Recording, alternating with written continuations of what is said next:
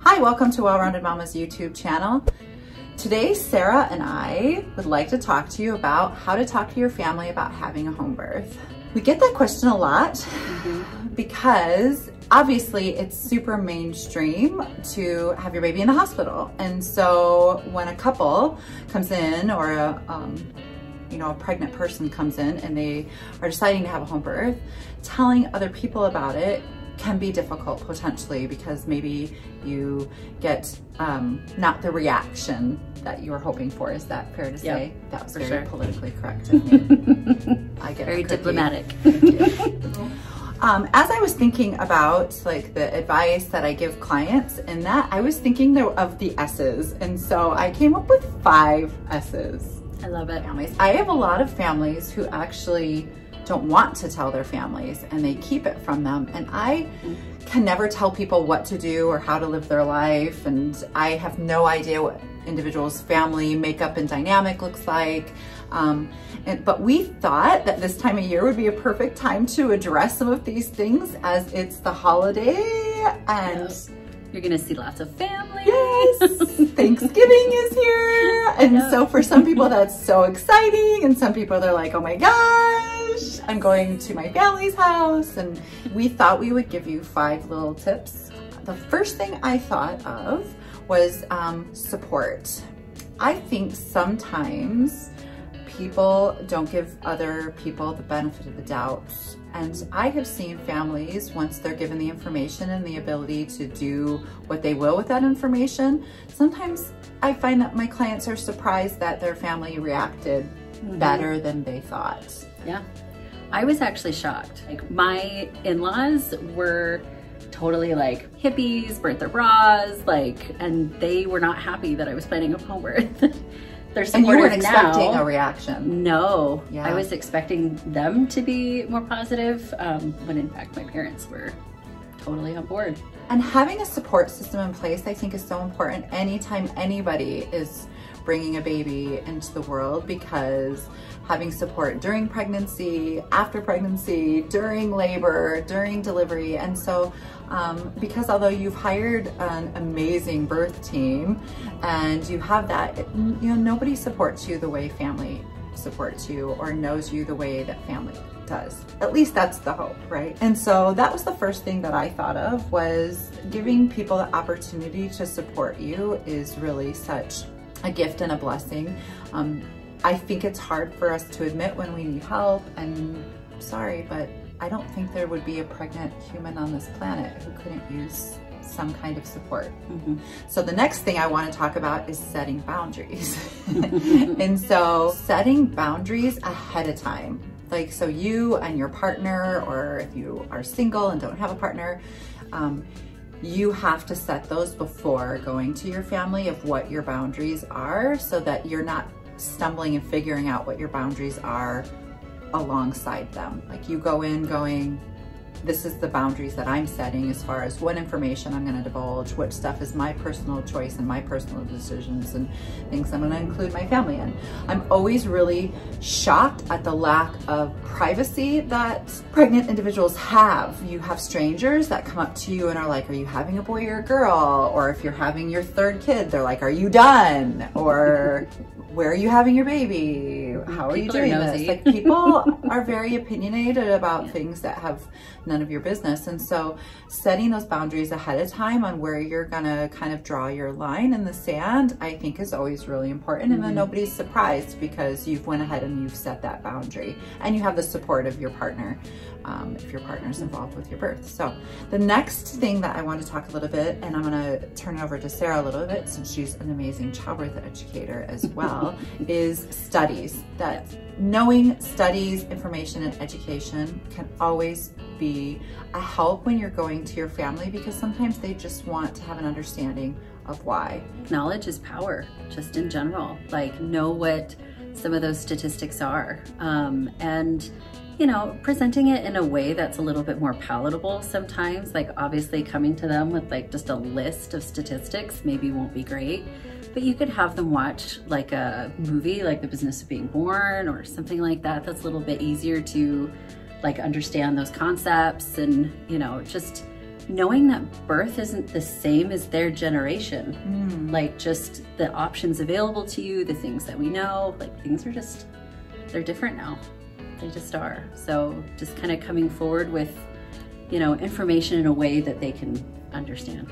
And being able to direct them, I think, directing them to websites or books, and allowing them to take ownership of, if this is really a concern to them, they should put in the time and the energy to actually do their own homework, and you being able to kind of guide and direct them as to, hey, this is actually, in other countries, this is actually the #1 way that low-risk women are cared for, and here's why.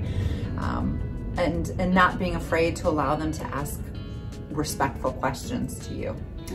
Which kind of goes into the next S. So far we have support, setting boundaries, studies, and the next one would be schedule. And so scheduling an appointment for them to meet your midwife.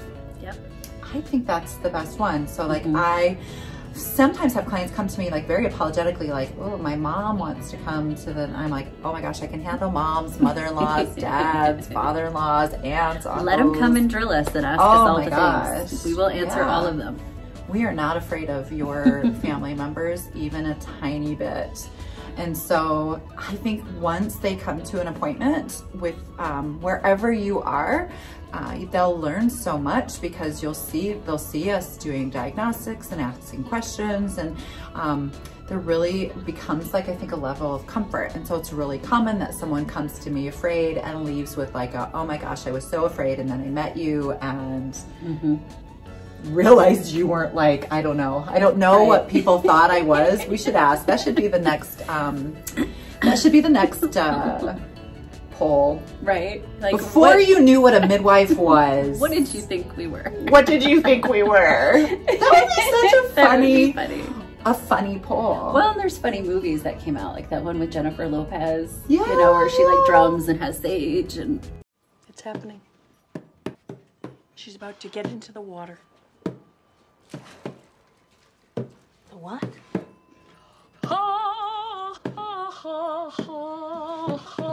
I'm gonna be out here, okay?